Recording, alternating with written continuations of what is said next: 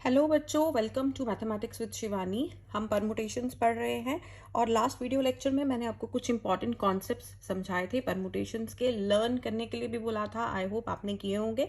आज हम परमुटेशन से रिलेटेड कुछ बहुत इंपॉर्टेंट क्वेश्चंस करने वाले हैं, एक ऐसे कॉन्सेप्ट पे जिसमें एनडीए में और बाकी भी जो एंट्रेंस एग्जाम्स हैं उनमें हर बार क्वेश्चंस आए हैं और आएंगे। एनडीए में तो डेफिनेटली आने वाले हैं ऐसे क्वेश्चंस, ठीक है, और बाकी एंट्रेंस में भी। तो ये जो आज हम करने वाले हैं ना, आपने देखा होगा परमुटेशन में ना एक क्वेश्चंस आते हैं एक पैटर्न के, जिसमें होता है ऑलवेज टुगेदर या फिर नेवर टुगेदर, राइट। इस तरह के क्वेश्चंस जो हैं ये इजीली हमने कैसे करने हैं ये आज हम सीखेंगे। फॉर एग्जाम्पल, अब आप देखिए ये जो क्वेश्चन है आपकी स्क्रीन पे, How many words can be formed from the letters of the word daughter so that the vowels always come together? ठीक है, सो आपको क्या दिया हुआ है, जो वर्ड दिया है that is daughter, DAUGHTER, right. इसमें बोला है कितने वर्ड्स आप बना सकते हो इन्हीं लेटर्स को आगे पीछे करके, अरेंज करके, जिसमें क्या हो, जितने भी वॉल्स हैं दे आर ऑलवेज टुगेदर। अब देखिए जो वॉल्स हैं, वॉल्स कौन से हैं, A, U and E, 3 vowels are there. अब ऐसे वर्ड्स आपको बनाने के लिए बोला है जिसमें ये तीनों वॉल्स इकट्ठे हों। इसमें तो तीनों वॉल्स इकट्ठे नहीं हैं, राइट। तो इन्हीं को आगे पीछे करके वर्ड्स बनाइए जिसमें तीनों वॉल्स क्या हो, इकट्ठे हो। पहली बात, जब भी क्वेश्चन आए तो आपको ये पता चलना चाहिए कि ये परमुटेशन का क्वेश्चन है या फिर कॉम्बिनेशन का क्वेश्चन है, राइट। अब ये कैसे पता चलेगा कि ये परमुटेशन का क्वेश्चन है या कॉम्बिनेशन का क्वेश्चन है? देखो फाइनली, देखो आपको क्या बनाना है, वर्ड्स बनाने हैं, ठीक है। जैसे ये वर्ड है आपका डॉटर, अब अगर आप इसके अल्फाबेट्स को आगे पीछे करो तो क्या जो वर्ड्स हैं वो बदल जाएंगे या सेम रहेंगे? बदल जाएंगे ऑफ कोर्स। अगर आगे पीछे करने से, ठीक है, ऑब्जेक्ट्स के या वर्ड्स के या लेटर्स के किसी को भी आगे पीछे करने से, अगर अरेंजमेंट चेंज करने से, ऑर्डरिंग चेंज करने से अगर रिजल्ट बदल जाए तो वो परमुटेशन का क्वेश्चन होता है। अगर रिजल्ट नहीं बदले तो वो कॉम्बिनेशन का क्वेश्चन होता है। यहाँ पे तो ऑब्वियसली अगर आप अल्फाबेट्स को आगे पीछे करोगे तो डिफरेंट वर्ड बन जाएंगे, ठीक है। So this is the question of permutation. अब देखिए मेरे पास वॉल्स हैं 3 और कॉन्सोनेंट्स हैं 5। टोटल मेरे पास लेटर्स कितने हैं, 8, ठीक है, 8 लेटर्स हैं। उसमें से क्या है, 3 तो मेरे पास वॉल्स हैं, A, U एंड E। इसका मतलब कितने कॉन्सोनेंट्स हैं, 5। अब अगर मैं कॉन्सोनेंट्स देखूं, 1 2 3 4 5 कॉन्सोनेंट्स। अब तीनों वॉल्स को इकट्ठे रखना है तो मैं क्यों ना ऐसा करूं कि तीनों वॉल्स को मैं एक ही लेटर मान लूं, 1 2 3 4 5 मान लिया ये कॉन्सोनेंट है, और जो तीनों के तीनों वॉल्स हैं उनको मैंने एक ही लेटर मान लिया। उनको इकट्ठा ही रखना है तो एक ही लेटर मान लेती हूँ, ठीक है। यही ट्रिक है इन क्वेश्चंस की, जिनको इकट्ठा रखना है उनको एक ही चीज मान लेना है। ये तीनों वॉल्स A, U, E, इनको मैं एक ही लेटर मान लेती हूँ, ये वाला, ठीक है। अब देखो मेरे पास कितने ब्लॉक्स बन गए, 1 2 3 4 5 6। तो अब मेरे पास 6 लेटर्स हैं और 6 के 6 मैंने अरेंज करने हैं। टोटल कितने लेटर्स हैं, 6। अरेंज कितने करने हैं, 6। तो परमुटेशन से कैसे बन जाएगा, क्या फॉर्मूला होगा, 6p6। कल मैंने आपको समझाया था NP_n होता है n फैक्टोरियल, तो 6p6 क्या हो जाएगा, 6 फैक्टोरियल, ठीक है, 6 फैक्टोरियल। अब 6 फैक्टोरियल तक तो ठीक है, बट दूसरी बात, ये जो मैंने वॉल्स थे जिनको एक माना था वो बेसिकली एक तो नहीं है ना, 3 वॉल्स को मैंने एक अल्फाबेट माना था। एक था मेरे पास A, एक था U और एक था E। इन तीनों को मैंने एक माना था, राइट, पर ये तीनों एक नहीं है, ऐसा मान लो। इन तीनों को एक बॉक्स में बंद कर दिया। अब इनकी भी तो शफलिंग कर सकते हैं, इनको भी तो आगे पीछे लिख सकते हैं। किसी वर्ड में हम U को पहले लिख सकते हैं, E को बाद में लिख सकते हैं, फिर A को लिख सकते हैं, किसी को हम E को पहले लिख सकते हैं, ठीक है।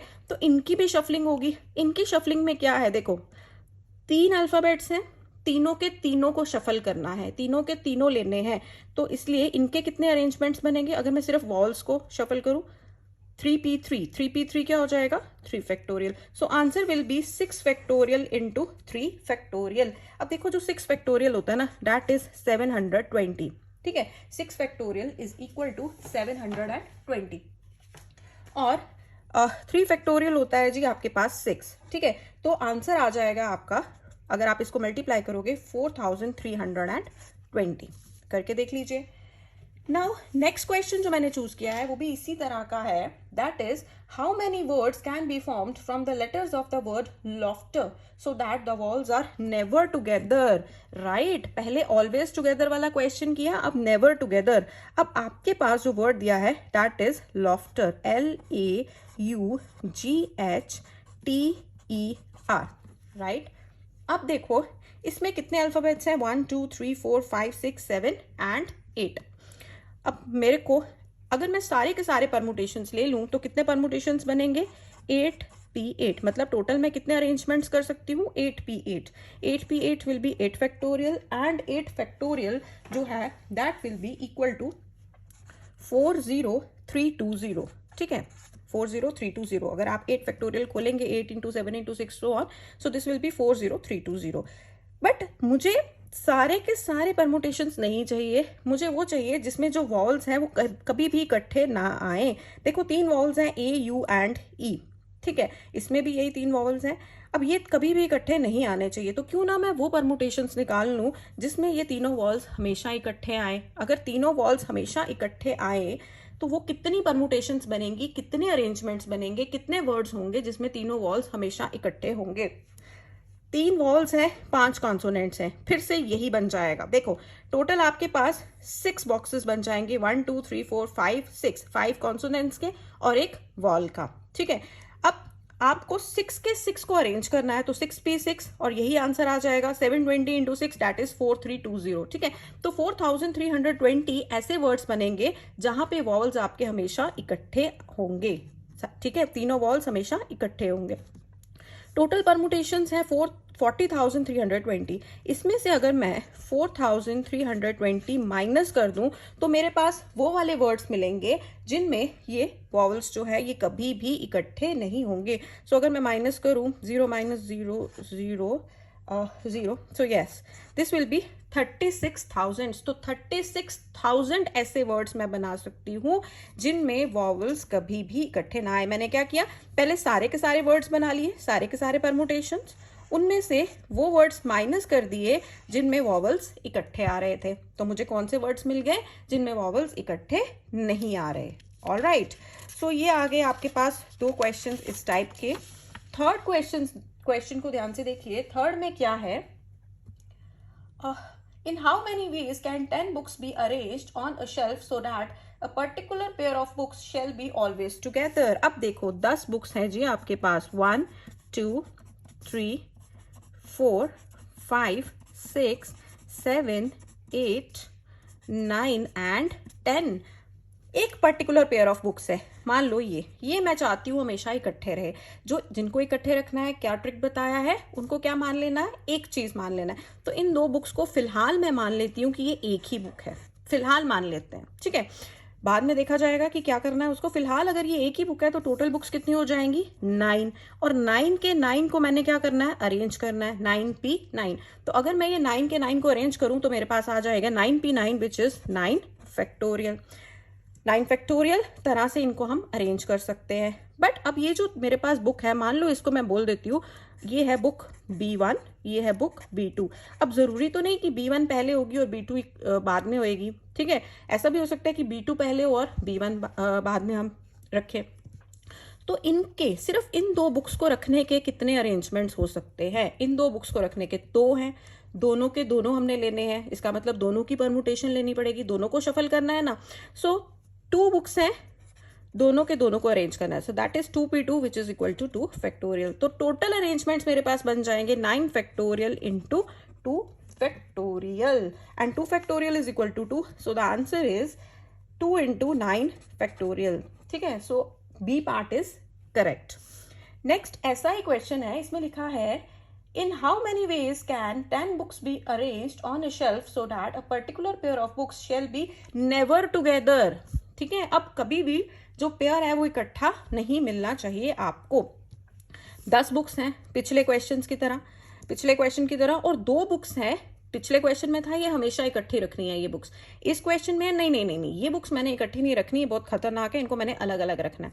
तो अलग अलग रखने के लिए हम क्या करते हैं, जैसे हमने पहले भी किया, पहले मैं टोटल परमुटेशंस निकाल दूंगी, ठीक है। टोटल परमुटेशंस 10 बुक्स को रखने के टोटल अरेंजमेंट्स कितने हो सकते हैं, 10 बुक्स हैं, 10 की 10 को अरेंज करना है, so that is 10p10 which is 10 factorial.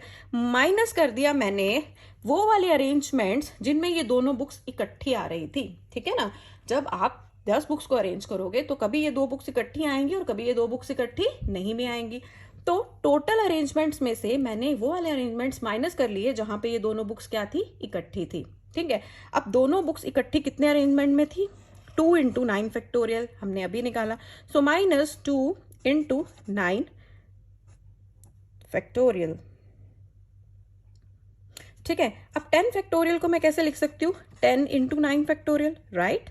जब फैक्टोरियल्स पढ़ाया था तो मैंने आपको कराया था फैक्टोरियल्स को कैसे खोलते हैं, -2 × 9 फैक्टोरियल। अगर मैं 9 फैक्टोरियल कॉमन ले लूँ, so 10 - 2 which is equal to 8, so answer is 8 × 9 factorial and this is your D part, ठीक है। अब समझ में आ गया आपको किस तरह से हम ऐसे क्वेश्चंस करते हैं। एक और क्वेश्चन कर लेते हैं इसी टाइप का। There are 6 English, 4 Sanskrit and 5 Hindi books.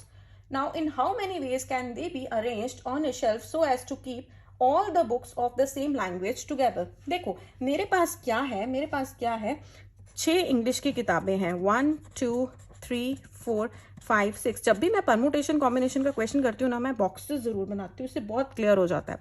आप भी रफ में जरूर बनाया करिए। 4 संस्कृत की बुक्स हैं और 5 हिंदी की बुक्स है, 3 4 5, ठीक है। अब मेरे को परमुटेशंस निकालने हैं या नंबर ऑफ वेज निकालने हैं कि एक तरह की बुक्स हमेशा एक साथ रहे। संस्कृत की बुक्स हमेशा इकट्ठी रहे, इंग्लिश की इकट्ठी रहे और हिंदी की इकट्ठी रहे। ये संस्कृत की हो गई, ये आपके पास सॉरी ये इंग्लिश की हो गई 6 एंड उसके बाद 4 थी संस्कृत की, 5 थी हिंदी की। अगर जिस जिसको मुझे इकट्ठे रखना है उनको मैं एक ही चीज मान लेती हूँ। मान लो ये एक किताब है, फिलहाल के लिए ये दूसरी किताब है या दूसरी किताब का बंडल है, ये एक किताब का बंडल है, ये दूसरी किताब का बंडल है, ये तीसरी किताब का बंडल है ना, क्योंकि इनको तो मैंने हमेशा इकट्ठे रखना है तो एक बंडल में डाल देती हूँ इनको। अब इन 3 बंडल्स को मैं कितनी तरह से अरेंज कर सकती हूँ, आगे पीछे कर सकती हूँ, कितने अरेंजमेंट्स बना सकती हूँ। देखो टोटल बंडल कितने हैं, 3, अरेंज कितने करने हैं, 3, सो 3p3 विच इज 3 फैक्टोरियल, ठीक है। ये तो हो गई जब 3 बंडल्स को मैंने अरेंज किया, है ना, बोरियों में भर दिए थे ये बुक्स मैंने। अब मैंने ये बुक्स को भी तो आपस में मैं अदला बदली कर सकती हूँ, शफलिंग कर सकती हूँ, हो सकता है ये बुक मैं पहले रखूँ, ये बाद में रखूँ, मेरी मर्जी, मैं जैसे मर्जी रखूँ, कितने तरह से कर सकते हैं। अब देखो इसमें इंग्लिश की कितनी बुक्स हैं, 6 के 6 को शफल करना है तो वो कितने अरेंजमेंट्स बन जाएंगे, 6p6 विच इज 6 फैक्टोरियल। मेरे पास okay, so this should have been Sanskrit and this should have been Hindi.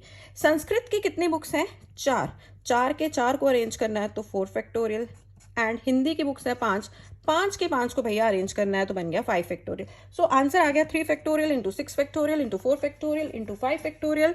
3 factorial होता है 6 फैक्टोरियल होता है 720, 4 फैक्टोरियल होता है 24 एंड 5 फैक्टोरियल होता है 120। So D is your correct choice. सो आज हमने इस तरह के क्वेश्चंस देखे। नेक्स्ट लेक्चर में मैं आपको और एक तरह के एक पर्टिकुलर टाइप के क्वेश्चंस और उनकी ट्रिक समझाऊंगी। सो अच्छे से करिए and keep shining and keep growing.